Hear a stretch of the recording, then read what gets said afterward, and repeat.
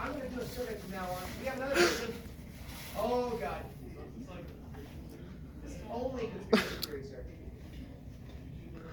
Brainforce Plus. Colin, you're an idiot. You're so dumb. Now, before he comes in, tell him I need his rubric. Rowan, you need your rubric.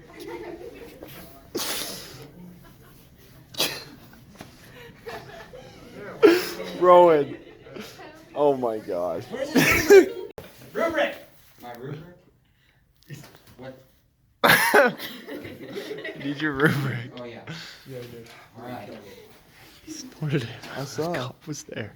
Okay. Rowan Ruby coming in hot. Take it away, As sir. Prescott Bush once said, America's not when you play the game, so long as you never lose. And in the 1980s, Pablo Escobar was winning. A man who made it to the Forbes billionaires list 7 times and was worth an estimated $60 billion at the time. But though his Medellin drug cartel's motto was plata or plomo, silver or lead, Pablo Escobar was not any greedy drug lord. In Medellin, a city he raised from the slums, and wider Colombia, he was generally loved and revered by the common people, who called him El Patron, or the Paisa Robin Hood, giving money to the poor and keeping a nice chunk for himself. He even offered to pay the entire country of Colombia's debt of $10 billion in the late 80s, which would have ruffled some feathers. But after Pablo was removed from Congress and seen as a criminal, he gained much attention and enemies from Colombia and foreign governments, but also many allies. But here, I must pause and briefly consider the greater events of Latin America, the US, and the entire world. Although I came upon this theory a few years ago as a biased Pablo Escobar fan watching the fictitious series Narcos, my skepticism and theories about a few key events turned out to have far more truth to them than I expected. And although I started only focused on Flight 203 and using the Occam's razor principle, that the simplest explanation is correct, in a world of geopolitics, its single dull edge is rarely enough to cut through the lies, especially in a situation like this, with so many other events that affect it. Without the knowledge of all surrounding information and events, using the Occam's razor principle would lead one to believe that the earth is flat, and Islamic terrorists were solely responsible for the attacks of September 11th. But everything is connected with millions of facets. No event is singular. So for such a topic as this, the Rowan's blender of crap or even meat grinder principle is necessary. I do not have time to go through every major event that is linked to Flight 203. For that, you'll have to watch the documentary or read the book I hope to release in the next few years. But I will give some context and examples you may research on your own if you are so compelled. First, we should decide if the war on drugs was for the protection of the American people or a facade to serve some larger purpose. I cannot speak for most individual officials at the time, but we can conclude that many government agencies profited from and warped the dialogue around such matters. There are many examples and even first-hand accounts from reputable sources like Freeway Rick Ross. I'm not talking about Officer Ricky, the fat rapper who stole his name. This is a lesser-known and more thoughtful and calculated man who claims the CIA sold him the cocaine and sponsored his Los Angeles operations, for which sometime he made as much as $3 million a day. Why would they do this? Let's start with the proven conspiracy, Iran-Contra. I will be brief here, as some of the events and ideologies of these groups have lesser relevance than other events. The Contras were various violent far-right Nicaraguan revolutionary groups, active from at least 1979 to 1990, who opposed the left-leaning Sandinista government in Nicaragua. These groups were funded by the U.S. government until the House passed the Defense Appropriations Act in December 1982, which outlawed U.S. assistance to the Contras for the purpose of overthrowing the government. But legality has never stopped the CIA, or figures like its director, George H.W. Bush, Arkansas Governor Bill Clinton, or the National Security Council member Oliver North, to name a few, from doing everything possible to make a regime change in a country that leans too far left or any other way that does not benefit them. Don't believe me? Here's a list of countries in just South America where the CIA or other government organization has backed or instigated coups. And I will read them as I rub my hands together like Nancy Pelosi. Guatemala in 1954, Haiti in 1959, Brazil in 1964, Uruguay in 1969, Bolivia in 1967, Chile in 1973, Argentina in 1976, El Salvador in 1980, Panama in 1989, Peru in 1990, and Cuba's Bay of Pigs and Castro assassination attempts. And Ukraine in 2014. I'll stop there. So starting with selling weapons to Iran to fund the Contras, they quickly noticed a $420 million a week drug trade ran by the Medellin cartel.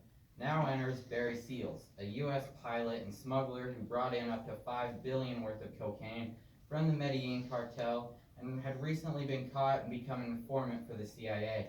I will spare you the details, but Barry then obtained more cocaine from Medellin, where George H.W. Bush coincidentally had an office for his Zapata oil for no apparent reason. While flying, Barry would drop cocaine out of his plane and allegedly do deals at Intermountain Regional Airport in Mena, Arkansas, where Bill Clinton was governor. Barry and other smugglers sold the cocaine to the CIA, who then used the profits to fund the Contras and supply them with weapons that he would fly to Nicaragua. Though here, like Rick Hahn, the FBI agent who claimed to find evidence of a bomb in Flight 203, I must speculate. I will try to do so with more evidence and less bias. Seals may have been working with the CIA and Medellin cartel simultaneously, with both groups knowing, until his death, blamed on cartel members a few weeks after the alleged argument with George H.W. Bush, a few weeks before he had supposedly threatened to blow the whole operation if George did not get the IRS off his back. But for now, let's look only at the events of 1989 after the Contras gained at least $10 million in funding and arms from the U.S. intermediaries, as Carlos later, who preceded Seal, was forced to admit. Also in testimony several days earlier, later had revealed that an unnamed U.S. diplomat had offered the Colombian trafficker a green light to smuggle cocaine into the United States in exchange for aid in smuggling weapons to the Contras. Though it should be noted, much more aid was probably given by SEALs and the CIA using cocaine profits. Anyhow, a new election was held, forcing out the Sandinistas. It is now that, for a reason I have not yet found, the CIA and related entities seem to cut ties with Escobar and turn against him. But whether this was a political move or a falling out with Escobar because of the way he ran things and his ideology, or he simply cut them off, they had the opportunity to exchange the Medellin cartel for the Cali cartel and quickly did. This brings me to the event I started my research with. At 7:13 on November 27, 1989, Avianca Flight 203, a Boeing 727, took off. It was scheduled to go from Bogota in Colombia to Cali, Colombia, but 5 minutes later it exploded, killing all 107 people on the plane and 3 people on the ground. Here is where my original question can be asked. Is it more likely that Escobar used an unwitting assassin with a bomb disguised as a recording device to blow up a plane that was supposed to carry presidential candidate Cesar Gaviria, an enemy of Escobar with U.S. support, that was warned not to get on the plane by Chief of Security and Intelligence due to concerns of a bomb, but still could not stop the plane? A strange similarity to 9/11. Even though Gaviria has later stated that he did not take commercial flights at the time and was not ever scheduled to fly on that plane. It should also be noted that Gaviria was the successor to Luis Galan, a left-leaning presidential candidate whose assassination shortly before had been blamed on Escobar. Though one of Escobar's most significant enemies, General Miguel Maza Marquez, a high-ranking DAS officer who miraculously survived the DAS building bombing from his top-floor office unscathed.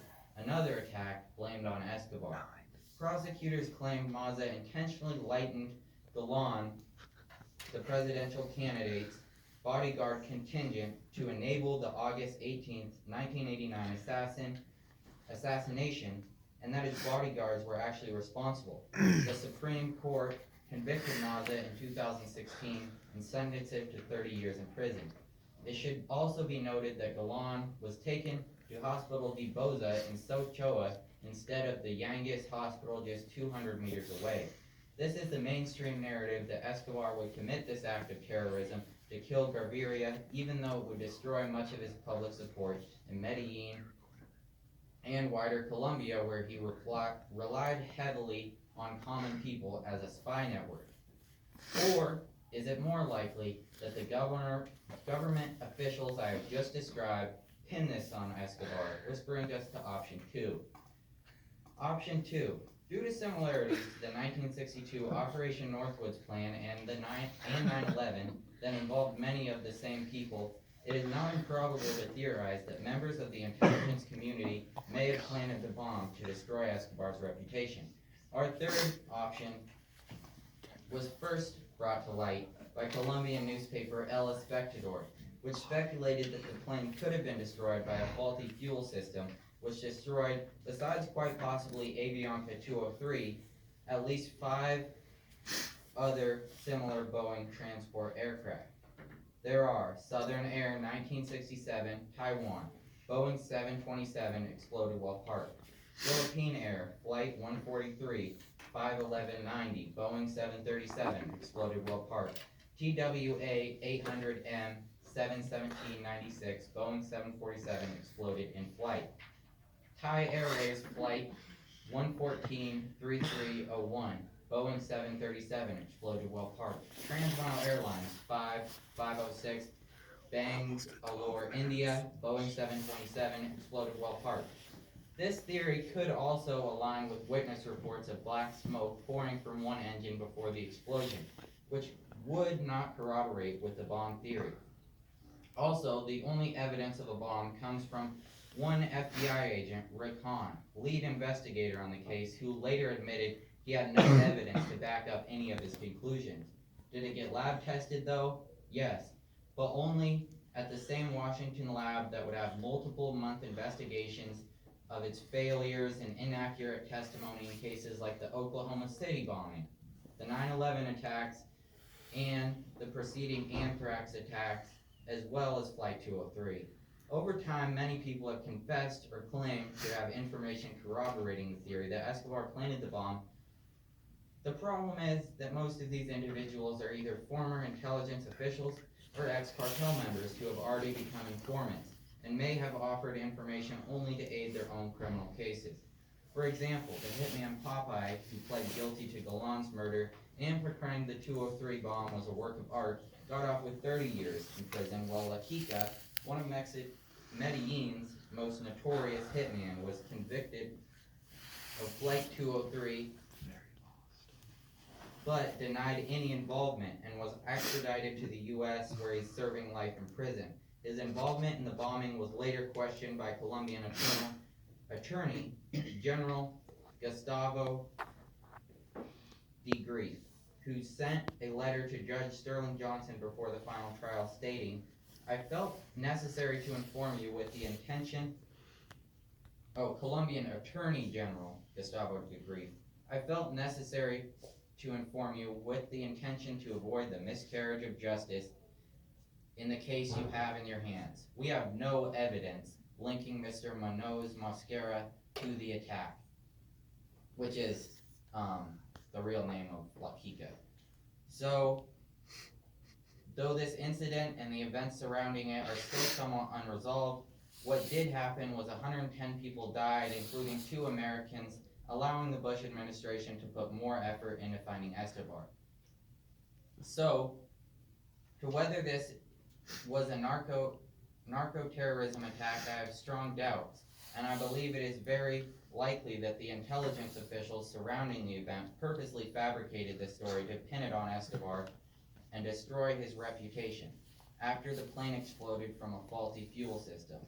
I believe this because of past events and the tactics often used by these figures, which can be best represented by another Prescott Bush quote, "Claim everything, explain nothing, deny everything.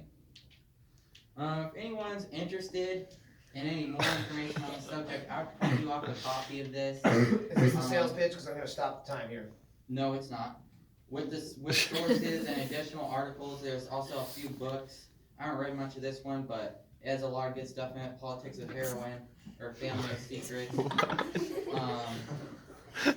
And I believe Rick Ross and Pablo Escobar, freeway Rick Ross, the real Rick Ross, and Pablo Escobar's son have books too. There's a lot of information on the internet nowadays, and it's never been easier to figure out everything about everything, at least in a terrestrial sense. Just stay away from, if you have time to figure it all out, probably even more than I have. Stay off TikTok, those Chi-Coms, they're using the algorithm to show you the most meaningless stuff and brainwash you. And I don't want to seem self-righteous though, so if you don't have time, feel free to just listen to whatever I'm doing and I'll let you know what's really going on. And just trust your gut, as someone once said, keep an open mind, but not open enough to where your brain squeezes out slowly, but spurting with such force that it sprays in a foamy pink mass on the ground. And you start watching Stephen Colbert and take everything at face value. I want to encourage everyone to take some nootropics and drink from the fountain of knowledge. And when life knocks you up, keep on punching. Okay, sir, stick around if you think for a second that you are not going to have some questions. He did actually kill a lot of people, but he didn't do that one. Okay, so actually that leads me right to the first one. So, what is your motivation for your choice in this topic? I think, I used to it was such a crazy story, the whole Escobar thing. So I looked into that, and then when I started watching the series Narcos a while ago, I quit because it's pretty much all fiction. I got to it, there were a few parts that I got to, and I was just thinking things just don't line up here. And I was like, maybe you're biased, you're a pretty big fan of Pablo Escobar, so maybe. You say this about yourself? Yeah. Okay. But then, as I started looking into it more, I realized there really is a lot of truth to what I was thinking and a lot of evidence to back it up. So you chose this because you had doubts about the official story, is that correct? Mm-hmm. So let me ask you this, sir. What do you know about Mr. Escobar? You say he was the head of the Medellin cartel, is that correct? So why, my big question here is, you said that the U.S. and presumably Colombian governments pinned this particular airline disaster on Pablo Escobar because it would destroy his reputation. Mm-hmm. Was he not the leader of the largest violent drug cartel in South America? Yeah, but how would that destroy his reputation? He had wide support from poor people in Colombia. He really he's probably one of history's only truly charitable billionaires. He gave away a lot of his money, built hospitals, homeless shelters, and soccer fields, everything for people in Medellin. Why did he do that? I think just because he related to him more, and also from a more logical sense, he relied on them to not snitch him out, tell him where he was, and a lot of the just regular people there and kids operated as a spy network. The DEA is coming through here, and then they'll call everyone and let his organization, Medellin cartel, know what's going on. So the population knew what his cartel was up to as far as the drug trade and, the violence that it. It's like you live in a really poor place, say Salmon's way poorer, and everybody's living in the slums, and all of a sudden this guy comes along who's just throwing out money and that made me a little selling cocaine to China or another country that's buying it, and if they want to buy it, I would be all for it. So you would say that you view this charity that he does as coming from the goodness of his own heart. Is it? Not entirely. Or I was just saying, because it does, some of it does originate. He does. You see this with other organized crime units too, and say the Italian mafia, where it's very common for them to dole out free food, jobs, and that kind of stuff that benefited the organization because it did produce an organization that looked better in the eyes of the people. Oh, nice. So my big question here though, sir, is you mentioned a faulty fuel system for the fact that as in regards to, as evidence for Escobar didn't perpetrate this crime. The aircraft was a 727. Correct me if I'm wrong, but there are a ton of those, aren't there? So is this a sampling error, I guess is my question here. If the 727 is an exceedingly popular airliner, wouldn't it make sense that we would see accidents and problems like this in something that's that widespread? Or, because you mentioned TWA 800 that exploded in flight over Lockerbie, Scotland. Most people argue that that one was a Libyan terrorist who blew the aircraft up. So how does that figure in your conspiracy? I really haven't looked into that one. That was just a list of quite a few planes that had been supposedly blown up by faulty fuel systems. I haven't looked into each of those deeply and individually, but I would argue that at least some of them were blown up by a faulty fuel system. It's not unlikely that this happened to this plane. People said in interviews at the time, like, how could this happen? Columbia is like the newest, nicest plane. They didn't. They got a lot of their planes from like our old planes that were in like junkyards and stuff. Okay. So last question I have, sir. How does the Iran-Contra issue tie into this? So are you suggesting that members of the Reagan administration, in which Iran-Contra happened, were purposely blaming this on Escobar? How would that benefit them? No, they used profit. They sold cocaine in the U.S. And this part's true. I want to point out that Rowan is identified as this is not a conspiracy. Iran-Contra is a real thing. That one absolutely did happen. So they sold cocaine in the U.S., used the money to buy arms and other stuff, and sent it down to Nicaragua. So and Pablo, the cocaine came from Pablo Escobar, and they were using him, and at some point they decided to cut him off and switch him over. We don't want to be associated with this guy anymore, is I think probably what happened, or maybe he had a problem with them, and they switch over to Medellin cartel. All of a sudden, they assassinate this guy, blame it on him. Oh, here's a plane crash, we'll blame it on him too. The DAS building. I haven't looked that deep into that one, but there's... What is the DAS building? What is that? It's like, Colombia is like one of their major, police. So it's like a police barracks or something like that? Or like some kind of like a place where it houses evidence? Like, I guess, how does this bombing of this It's building? like the FBI or the CIA. Like the FBI headquarters? Colombia's And so FBI, are you yeah. suggesting that Pablo Escobar bombed these guys in retaliation for them blaming him for this? No, that's what people say. He also bombed that building, but there's not really any evidence linking him to it. And also, that guy that was the general who was jailed for helping kill presidential candidate Galan. He like somehow he had like a top floor office in that building, and when it blew up, he somehow got out fine. And you see that as unlikely? Yeah, very unlikely. Okay, so I'm gonna turn over some questions here, sir, then we have to end this, that was a 15-minute speech. So, That was a let's 20. go for it. Your pick, go for it. Yeah. Me? Yeah. Okay. First off, what you mentioned the Oklahoma City bombing, but what does that have to do with what you're talking about? Oh, those were examples from the same lab that had processed a lot of the evidence from this Flight 203, had been involved in various other scandals of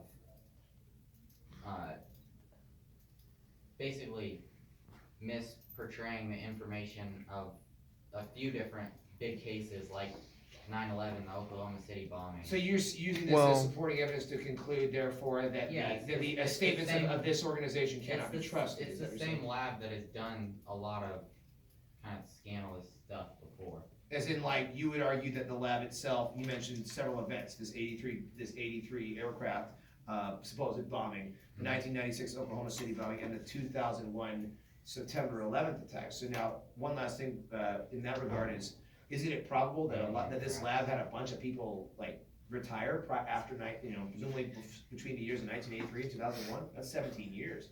Yeah, they actually had Tom Thurman. He was responsible for a lot of the stuff that happened there. He was actually transferred out after like 2 or 3. So presumably it'd be a different person who is heading the agency after that. Yeah, well, there's been a lot of different people throughout the agency, but it's just like a presidential administration. Like it was Reagan, Clinton, and Bush. They were all around there, and So they you were would say still doing a lot of the same apparatus things in South America. So you're saying the apparatus would function regardless whether or not the people in it changed. Is that what you're saying? Yeah, exactly. Okay. Last question. Yep. May I ask what you're doing in the hallway beforehand and how that related to your speech? Wait, what? What were you doing in the hallway? May I ask what you're doing in the hallway before your speech and how it relates to your speech? Just getting ready. You taking some of that Alice Jones serum, sir? I'm gonna take some Alex Jones. I can tell. May I ask how you took the Alex Jones? I want to tell you all. I Dude. Think This I last took, line. Cookies, daytime pills I took. Taking the, Your neck's all red. Alex Jones, It's what all. are they called? You have them? Internal picks. Dude, you took it right when the cop was right there, dude. Like he's over there. Okay, I'll point out. So I no advertisements for A lot of the powder that was in the Penner was gonna like think I was doing something else. In there. Dude, And you I had was the a folder little up to your worried. nose. This is Brainforce. I haven't found this the most effective, but I'm trying some stuff right now called Alpha Brain. So I feel like it's really. I am gonna leave it. I am gonna. Speak yesterday like 5 hours straight. I was just. Okay, if anything, I would say that damages your credibility, sir, not reinforces it. But with that in mind, we do have to continue on. Thank you, Mr. Pablo. Hey, so. It's still going. All right, so here's the thing, real quick, folks. I have a student who's not going to be here for tomorrow, and they are scheduled to go tomorrow. So if Speaker Jana Go and for Ryan and Aiden are okay with it, I would like to have that speaker go first. Are you okay with Save that? the frogs. All right. Show us your Ma'am? jacket. Would you care to throw down, Hugh? Powder. That's a tough act to follow, and then it's. I want to thank